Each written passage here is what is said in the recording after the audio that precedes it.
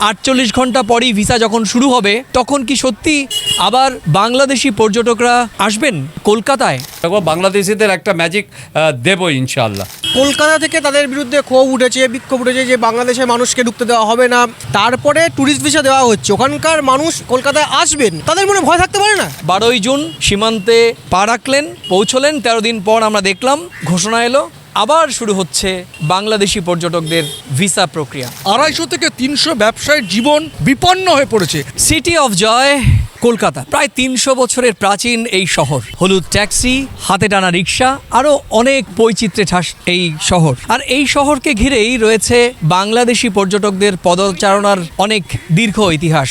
আমি এই মুহূর্তে রয়েছি সেই সিটি অফ জয় কলকাতার একেবারে মধ্য ভাগে, নিউ মার্কেটের মার্কুই স্ট্রিটে। আর মার্কুই স্ট্রিট যখন আপনাদের সামনে বললাম তখন আপনার চোখের সামনে ভাসছে বাংলাদেশি পর্যটকদের পদচারণার দৃশ্য। গিজগিজ করা সেই বাংলাদেশিদের ভিড়, এখন যা ইতিহাস, সেই ইতিহাস নিয়েই আজকে একটু নাড়াচাড়া করব। আজকে আমাদের সঙ্গে দুজন রয়েছেন, সেই দুজন প্রথম কলকাতার একজন ডেপুটি এডিটর এবং অবশ্যই আরেকজন বিশিষ্ট সাংবাদিক, সিনিয়র সাংবাদিক শীর্ষেন্দু চক্রবর্তী।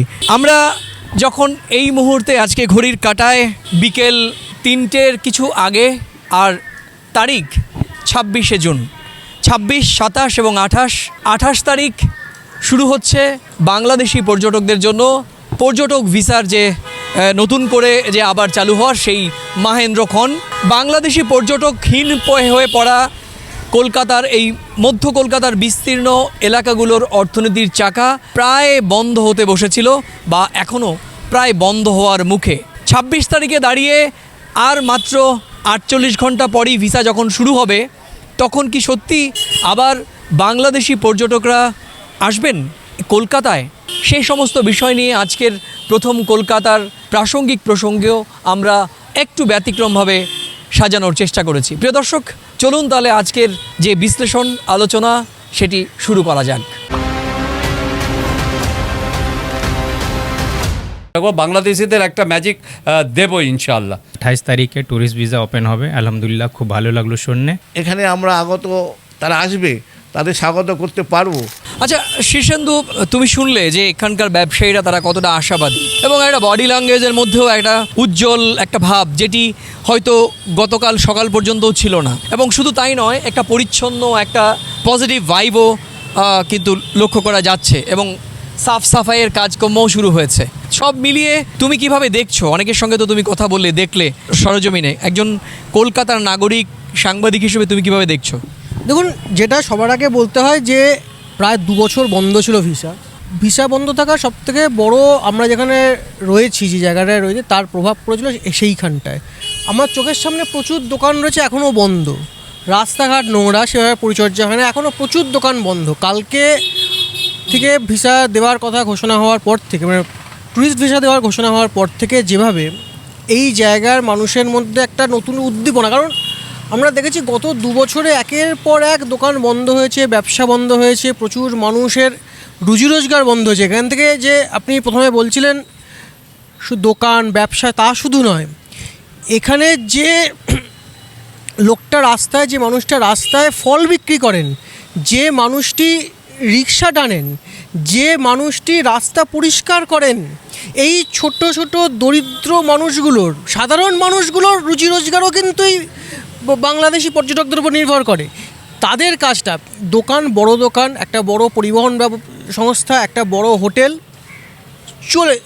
অন্যান্য জায়গায় গিয়ে চলতে পারে বা অন্য কোনো বিকল্প হয়ে চলতে পারে, কিন্তু যে মানুষটি রাস্তার ধারে ফলের দোকান দিয়েছেন, ঠেলা গাড়িতে দোকান দিয়েছেন, যে মানুষটি রিক্সা চালান, মানে এখানে প্রচুর রিক্সা, যে বাংলাদেশি আদতে রিক্সা, বাংলাদেশে যে ঢাকায় যে শহরে রিক্সা চলে সেই আদতে রিক্সা, সেই যে রিক্সা চালান, যে মানুষটি এখানে দীর্ঘদিন বসে বসে জুতো সেলাই করতেন, এই ছোট ছোট দরিদ্র মানুষগুলো অসহায়ভাবে দিন কাটিয়েছেন, একটা সাধারণ পানমিরের দোকানের মানুষ অসহায়ভাবে দিন কাটে, তাদের মুখে হাসি ফুটছে যে ওনারা আসবেন।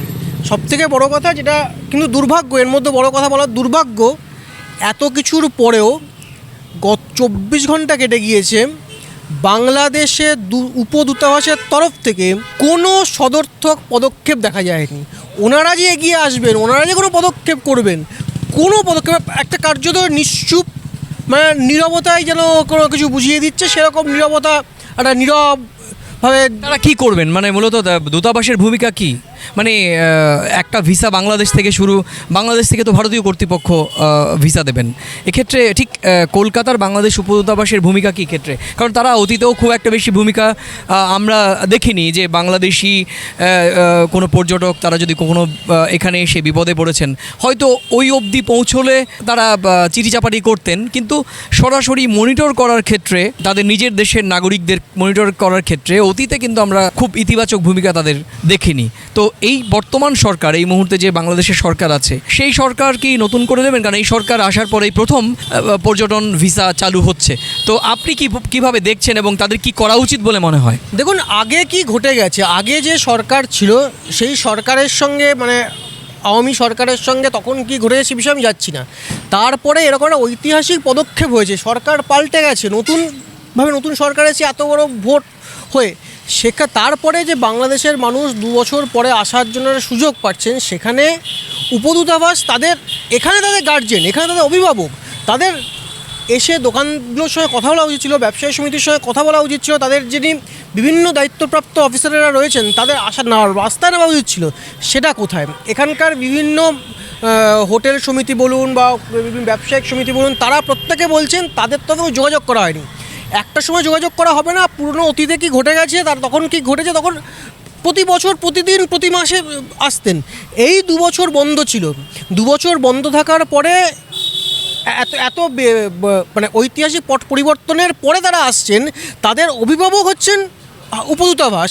সেই অভিভাবকের অনুপস্থিতি, এটা মনে হয় তাদের মনে একটা, মানে যখন আপনি মনে রাখবেন যে যখন এই যে গণ্ডগোল ঘটেছে, বিভিন্ন অশান্তিমূলক ঘটনা ঘটেছে, তখন বারবার কলকাতা থেকে তাদের বিরুদ্ধে ক্ষোভ উঠেছে, বিক্ষোভ উঠেছে যে বাংলাদেশের মানুষকে ঢুকতে দেওয়া হবে না, বাংলাদেশের সংখ্যালঘুদের উপর নির্যাতন চলছে বলে এখানে বিভিন্ন অত্যাচারের ঘটনা অভিযোগ উঠছে, উপদূতাবাস ঘেরাও হয়েছে, এক ধরনের কথা করেছে।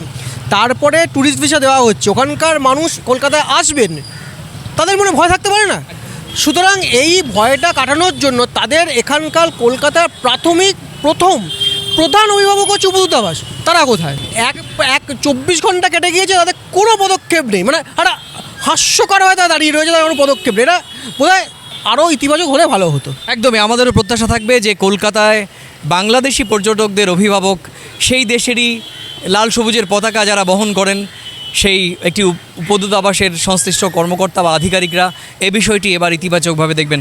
আমার সঙ্গে রয়েছেন প্রথম কলকাতার ডেপুটি এডিটর, এবং ভারত বাংলাদেশ সম্পর্ক নিয়ে আমরা দীর্ঘ সময় একসঙ্গে কাজ করেছি, স্ক্রিন শেয়ার করেছি। পরমাশিস, তুমি তো দেখলে, তুমিও বহু বছর ধরে দেখছো ভারত বাংলাদেশের সম্পর্ক। মার্কুই স্ট্রিট, যখন মার্কুই স্ট্রিটের আমরা শ্যামলী পরিবহন শুরু হলো, সোহাগ পরিবহন শুরু হলো, ঢাকা কলকাতা রেল শুরু হলো, আমাদের চোখের সামনেই শুরু হয়েছে, সরাসরি বাস পরিষেবা শুরু হয়েছে। তো সব মিলিয়ে সেই সোনালি সময় তো আর এখন নেই। অনেক চড়াই উতরাই, গঙ্গার জল পদ্মা হয়ে বাংলাদেশে ঢুকেছে, কখনো ফারাক্কার ব্যারেজ হয়ে আটকে গেছে, কখনো তিস্তার অমীমাংসিত ন্যায্য হিস্সা নিয়ে কখনো সরব হতে দেখা গিয়েছে বাংলাদেশি সাধারণ মানুষকে, কখনো 2024 5 আগস্ট দেখা গেছে একদম ভারত বাংলাদেশের সম্পর্ক মানুষে তিক্ততায় পরিপূর্ণ। কখনো দেখা গেছে সেই দেশেরই কোট আনকোট বাংলাদেশিদের ভাষায় স্বৈরাচারী তৎকালীন প্রধানমন্ত্রীকে দিল্লিতে আশ্রিত থাকতে। আবার দেখা গেছে যে ভারতেরই একজন বর্ষিয়ান দুধে রাজনীতিক, তাকে ভারত বাংলাদেশের কূটনৈতিক ইতিহাসে প্রথম একজন রাজনীতিককে বাংলাদেশের মতো একটি প্রতিবেশী দেশ, অত্যন্ত গুরুত্বপূর্ণ আর্থিক সহযোগী, নিরাপত্তা সহযোগী বাংলাদেশে দীনেশ ত্রিবেদীর মতো একজন দুধে রাজনীতিককে কূটনৈতিকভাবে পাঠানো হয়েছে। এবং যখন ভারত বাংলাদেশের মধ্যে ভিসা নিয়ে একটা চরম তিক্ততা চলছিল, 12ই জুন সীমান্তে পা রাখলেন, পৌঁছলেন, 13 দিন পর আমরা দেখলাম ঘোষণা এলো, আবার শুরু হচ্ছে বাংলাদেশি পর্যটকদের ভিসা প্রক্রিয়া। তো সব মিলিয়ে কিভাবে দেখছো তুমি? দেখো, প্রথমেই বলি, আমাদের প্রথম কলকাতা আমরা যে কাজ করি, আমাদের পলিসি হচ্ছে মানুষের অধিকার নিয়ে কথা বলা, সম্পর্ক নিয়ে কথা বলা। 2024-এর 5ই আগস্টের পর থেকে আমরা যে কথা বারবার বলে এসেছি যে ভারত বাংলাদেশের সম্পর্ক যে নজির ইতিহাসে ছিল, তা কেউ কখনো খণ্ডন করতে পারবে না। ভারত বলো আর বাংলাদেশ বলো বা পৃথিবীর যে কোনো দেশই বলো, রাজনীতিকরা একটা রাজনীতি করেন, তাদের যদি মানুষ ম্যান্ডেট দেয় তারা তখন সরকার গঠন করে। একটা নতুন সরকার, বাংলাদেশেও নতুন করে একটা নতুন সরকার এসছে, ম্যান্ডেট দিয়েছে সেদেশের মানুষরা তাদের নাগরিক অধিকার রক্ষা পাওয়ার আশায়। আর ভারতবর্ষের সরকার, এবং তুমি জানো যে পশ্চিমবঙ্গেও একটা নতুন সরকার গঠন হয়েছে। এই যে ভিসা প্রক্রিয়া বন্ধ ছিল, একটা উত্তাল পরিবেশের মধ্য দিয়ে বাংলাদেশ গেছে, সেই জায়গা থেকে হয়তো দুদেশের সম্পর্কের যাতে সৌহার্দ্যপূর্ণ সম্পর্কের যাতে কোথাও কোনো অফিসিয়ালি বাস্তবতায় কোনো চির না ধরে, সেই জায়গায় হয়তো সরকার একটু সাবধানতা অবলম্বন করেছে। তুমি জানো যে গত 12ই জুন যখন দিল্লি ঢাকায় তার হাইকমিশনারকে নিযুক্ত করছে, এমন একটা লোককে নিযুক্ত করলো যে রাজনীতিবিদ, যে শিক্ষাবিদ, যে সরকারের খুব বড় পর্যায়ে ছিল, সেই মানুষটা কিন্তু একেবারে মাঠ পর্যায়ে ঢাকায় প্রবেশ করেছে বেনাপোল পেট্রাপোল সীমান্ত দিয়ে। সেই জায়গা থেকে তিনি একটা কথা বলেছেন, হয়তো বিতর্ক থাকতে পারে, কিন্তু আমি সবসময় আশাবাদী এবং পজিটিভ অ্যাঙ্গেলে কথা বলি। তুমি জানো তিনি বলেছেন যে 20 কোটি এবং 140 কোটি মানুষের গণতান্ত্রিক অধিকার রক্ষার জন্যে আমার কার্যকরী ভূমিকা থাকবে। তুমি জানো যে আমরা গতকালই আমাদের টকশোয়ে আমরা আলোচনা করেছি, চায়না সফর তারেক রহমান সাহেব করছেন। ভারতের বড় বড় গণমাধ্যম ইন দ্য সেন্স দৈনিক সংবাদপত্র ইংরাজি, তারা বিভিন্ন সমালোচনার আঙ্গিকে সেই প্রেক্ষাপটকে তাদের পাঠকদের কাছে তুলে ধরার চেষ্টা করেছে। কিন্তু সেই জায়গা থেকে কিন্তু আমি গতকালকেও আশাবাদী ছিলাম, সরকারের কাজ করবে। যে কোনো বাস্তবতার ক্ষেত্রে কোনো ক্ষতি, সম্পর্ক নষ্ট, সেই জায়গায় সরকার কিছু কূটনীতি, সৌহার্দ্য বজায় রাখতে, দুদেশের দ্বিপাক্ষিক সম্পর্ককে বজায় রাখতে অনেক টানাপোড়েন পরিস্থিতির মধ্য দিয়ে তাদের চলতে হয়। কিন্তু দিন শেষে যেটা এক্সিকিউশন হয় সেটা কিন্তু এগিয়ে যাওয়ার। চায়নায় তারেক রহমান সাহেব যেমন যাত্রা করেছে, আমি বলেছি তার দেশ গঠন করার ব্যাপারে তার যে স্লোগান, মূল যে বক্তব্য, সবার আগে বাংলাদেশ, তার অবশ্যই অধিকার আছে তার দেশকে এক জায়গায় পৌঁছে দিতে। সেই জায়গায় দাঁড়িয়ে ভারতও চায় তার দেশের সম্পর্ক বাংলাদেশের সঙ্গে রাখতে। চরম বাস্তবতায় তুমি যদি আজকেও কলকাতার একটি দৈনিক সংবাদপত্র দেখো, হিলি সীমান্তে দিনে 250টা গাড়ি বাংলাদেশে ঢোকে, এখান থেকে যায়, তারা হাহাকার করছে 15 থেকে 20টা গাড়ি যাচ্ছে। সেই বাস্তবতায় এই কলকাতার মার্কিউ স্ট্রিট, সাদার স্ট্রিট, এই সমস্ত অঞ্চল, নিউ মার্কেট, 250 থেকে 300 ব্যবসায়ীর জীবন বিপন্ন হয়ে পড়েছে।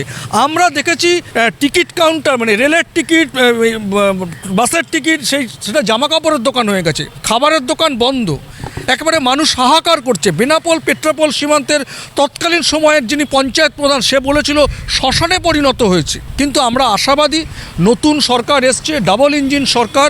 পশ্চিমবঙ্গের যে অর্থনৈতিক যে কাঠামো অনেকটাই বাংলাদেশি পর্যটকদের ওপরে ভেঙে পড়ছিল, এবং যে করিডর, এটা এখানে চিকিৎসা করাতে আসে, ব্যবসায়িক কাজে আসে, সেটা যে চরম বাস্তবতায় ম্যান্ডেট পশ্চিমবঙ্গের সরকার পেয়েছে, সেই জায়গা থেকে দিল্লির কাছে যে বার্তা গেছে, সেই দিল্লির যে একটা শতার্থক ভূমিকা নিল কেন্দ্রের সরকার, যে প্রতিবেশীর সঙ্গে সম্পর্ক রাখতে গেলে একেবারে মাঠ পর্যায়ে সাধারণ মানুষ, আওয়ামী লীগ কী করেছে, বিএনপি কী করেছে, জামাত কী করেছে, এতে কিন্তু সাধারণ মানুষের কোনো যায় আসে না।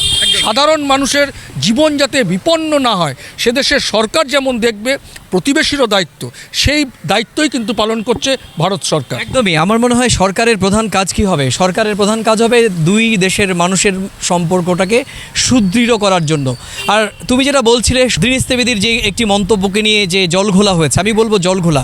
দেখো পরমাশিস, আমরা যেটা জানি, যেখানে সন্দেহের বাতাবরণ তৈরি হয় সেখানে কিন্তু অনেক ছোট ত্রুটি বিচ্যুতিও অনেক বড় করে দেখা হয়। এই দুই দেশের সাধারণ মানুষের মধ্যে যে সন্দেহের বাতাবরণটা তৈরি হয়েছে, তারই জেরে কিন্তু রাজনৈতিক দিক থেকে একটি ন্যারেটিভ সেট করার চেষ্টা হচ্ছিল। কিন্তু আখেরে দুই দেশের সাধারণ মানুষের সম্পর্ক কত নিবিড়, ভিসা ব্যবস্থাপনা আবার স্বাভাবিক হচ্ছে, তারপরেই বোঝা যাবে যে আসলে কোন দিকে যাচ্ছে ভারত বাংলাদেশের সাধারণ মানুষের সম্পর্ক। প্রিয় দর্শক, আপনারা দেখছেন প্রথম কলকাতার আলোচিত প্রাসঙ্গিক প্রসঙ্গ। আজকে প্রাসঙ্গিক প্রসঙ্গের আলোচনার বিষয় বাংলাদেশের সাধারণ মানুষের জন্য পর্যটক ভিসা খুলে দিয়েছে ভারত সরকার, এবং সেই ঘোষণার পর কলকাতা, এই মধ্য কলকাতার বিস্তীর্ণ এলাকা যেখানে বাংলাদেশি পর্যটকদের ওপরেই এই অর্থনীতি অনেকাংশে নির্ভর করে, সেই এলাকার সংশ্লিষ্টরা কি ভাবছেন, বা এই বিমুখ হয়ে যাওয়া বাংলাদেশি পর্যটকদের ফেরাতে তারা কি ইতিবাচক পদক্ষেপ গ্রহণ করবে, কিংবা বাংলাদেশিদের বরাবরের যে অভিযোগ তাদের এখানে নিরাপত্তা,